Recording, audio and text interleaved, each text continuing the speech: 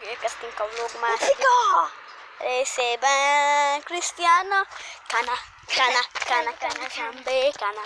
Most így éppen sétálunk.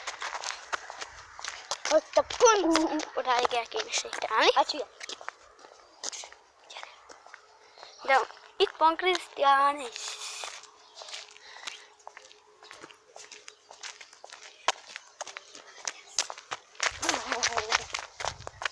Hát leszállnak.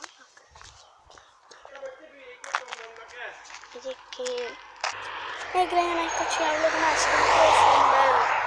Ez az. Tehát igen. Most arra az oldalra fogunk sétálni.